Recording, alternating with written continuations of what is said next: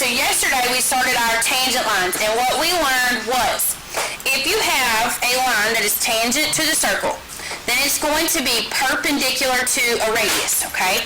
Now, what we're going to do today is the next two properties. What I'm going to do is talk about this property and do some examples that go with it, and then I'm going to tell you about this one and do some examples that go with it. Alright, so the first property says, if two segments from the same external point, now what does it mean to be external?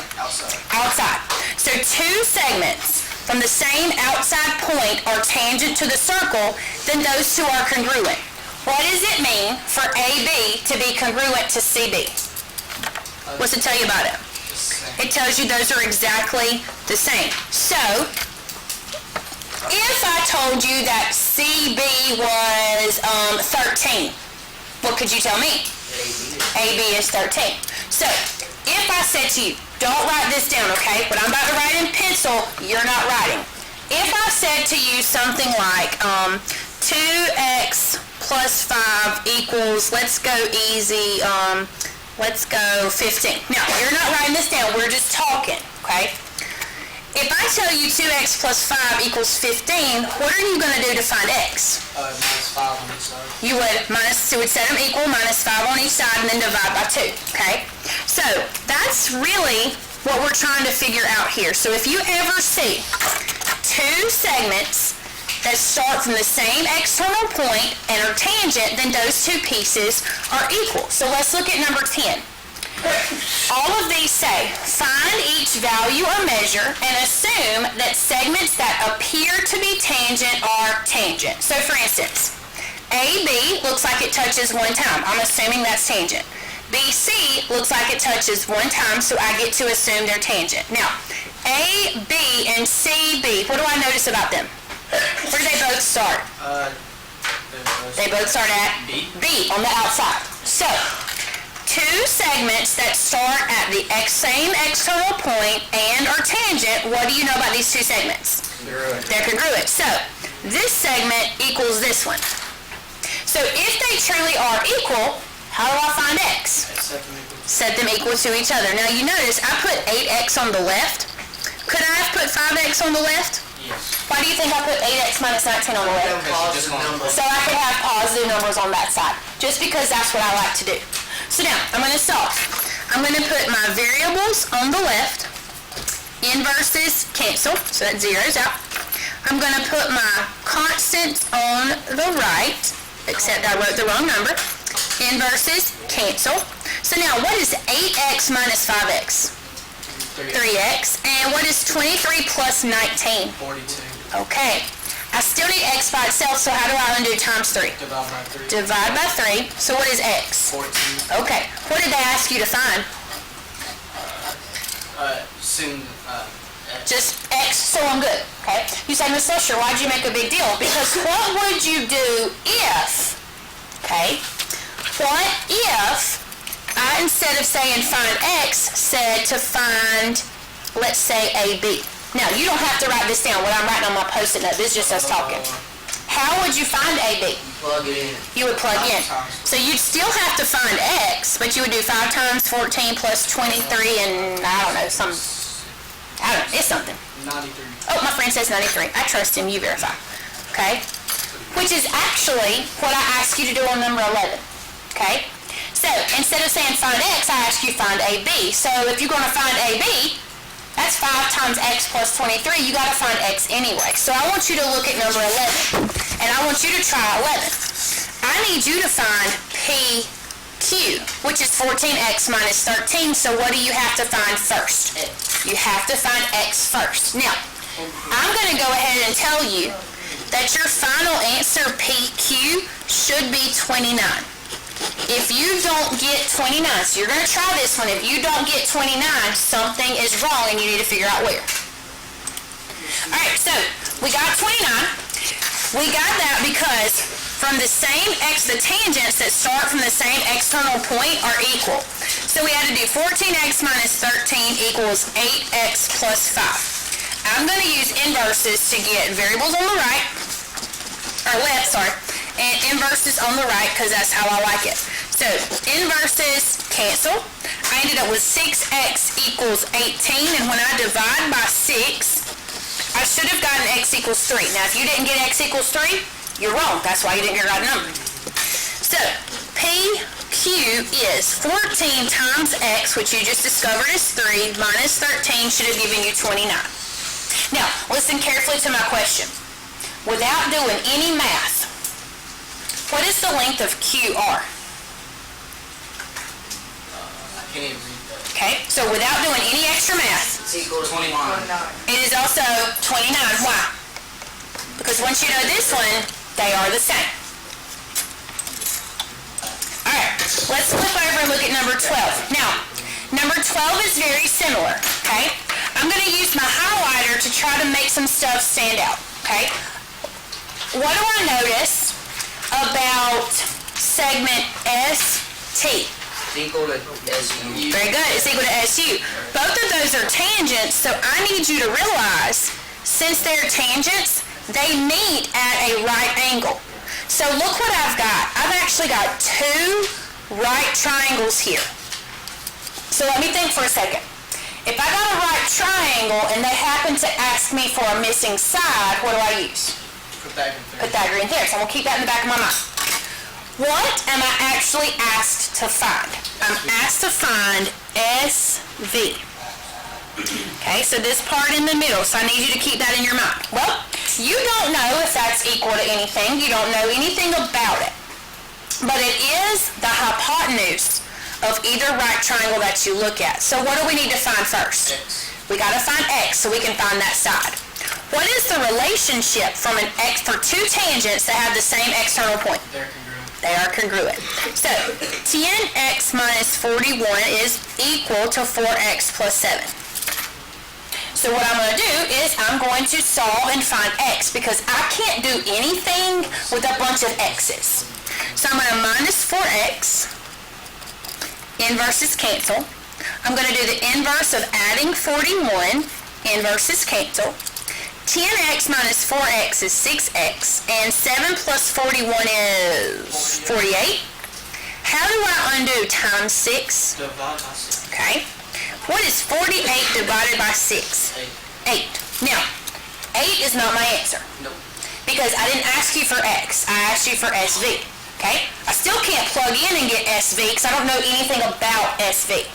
But what I can do is realize that I know this leg, okay? Highlighter's not quite bright enough. And I know this leg. So I've got this right triangle. I told you I know this leg, and you're probably looking at me going, no you don't, but yeah I do. What will I do to give myself the actual calculation? Plug it in. So 10 times 8 minus 41. Help me out. What is 10 times 8 minus 41? 39. So you're looking at a right triangle where one leg is 39, one leg is 17, and SV, what you're missing, what part of the right triangle is that? That's C. That's your C. So I'm going to come over here, I'm going to do Pythagorean theorem. Leg squared plus leg squared equals hypotenuse squared. So I'm going to take my calculator. I'm going to bring over my C squared. 39 squared plus 17 squared equals 1810. How do I unsquare a square root? Just square root. Oh, I just said it. Unsquare a square root, sorry. Alright, you were right. I just said the wrong thing. You knew what I was asking. Alright, so I get the square root of 1810, and I told you yesterday, we're doing segments. Most of the time when we measure to the 10th of an inch, the 10th of a mile, the 10th of the foot, so we're going to do the 10th place, which is a 5. What's a 4 going to do to that 5? Make it a 5 or keep it 5. Keep it a 5. 42.5. Now that's C, and C is the same as SV, which is 42.5. And technically, instead of equals, what should I have used? The squiggly. The squiggly, approximate, because I did have to round. Okay, so if I want to be mathematically professional and technical, I'm going to use approximate because that was not exactly 42.5, but I had to round it. Alright, so now, the second piece of information here is really feeds off of this rule, okay? So if you have two tangent lines that start at the same external point, they're equal. So if you have a polygon, so that would be triangle, quadrilateral, whatever, that is circumscribed around the circle, okay? So the circle perfectly fits in there. Then all sides are tangent. Here's what that means.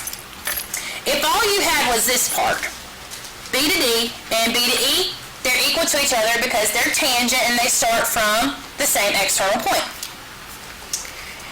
From C to E and C to F, those two are equal to each other because they also start from the same external point and they are tangent. And then I can't turn my hand that weird, so let me go right here. From A to D and from F to A, those are starting at the same external point, so they are tangent to each other. Okay? So I want you to draw that. Now, I'm going to write down some numbers with my pencil. I don't want you to write down what I write with my pencil. I'm going to erase it. All right. I'm going to tell you 3 numbers and see if you can tell me the rest. So if this side is 2 and this side is 4 and this side is, let's go 7. What is the measurement from F to A? 7. How'd you know? Because it's tangent to the external tangent. All right, what is the measurement of B to E? 2. And what is the measurement of F to C? So what if I now ask you to tell me the perimeter? What would you do? Add them all up, okay? So the other thing that might happen, so we're going to go easy here with just some plain old numbers. Let me see if Miss Lusher can give us some easy numbers. Let's say this is 5. And what if I tell you that you don't have to write this down, remember. If this whole thing is 15, and then let's say that this whole thing is 20. Technically, the only thing I don't know is A to D. But in order to know what A to D is, I need to know what A to F or F to A is. In order to know that, I need to know what F to C, E to A, and B to E are. So basically, I go all the way back around. Now, you don't have to write this down. This is us talking. Okay. So, if D to B is 5, what is B to E? 5. All right. How are you going to find E to C if the whole thing is 15 and this took up 5? Subtract, so that's 10. So, if E to C is 10, what does that also tell you? 10. C to F is 10. All right. If from here to here is 20, what is it from F to A? 20 minus 10 is 10, and so then therefore A to D is also 10. That's so not proportional. It is not proportional at all because I just randomly, willy-nilly pick numbers. Okay, so if I asked you to find the perimeter now, what would you do? You would add up all the sides. Now notice what she did not say was add up all the numbers. Would you do 10 plus 10 and plus 20? No, because 20 is this side. Okay, so you would add up all the sides. All right, so let me erase all this stuff, and I'm going to go to the other side. So you didn't have to have this, but my eraser keeps rolling back in there. All right, so we're going to use that information to find the perimeter of triangle DEF. All right, so if DG is 11, what does that also tell you? D to G is 11, so same external point, D to H is 11. If E to H is 16, what's that also tell you? E to I is 16. And from I to F is 9.5, so from F to G is 9.5. So, how will you find the actual perimeter? You're going to add up all the sides. So if I do 11 plus 11 plus 16 plus 16 plus 9.5 plus 9.5. Now, if I'm being honest, on my work, I'd probably just grab my calculator and add those up. I'm not going to write all that out. I'm just writing it out so when you look back at your notes, you can see where I got it from. So when I did add all that up, it ended up with a perimeter of 73.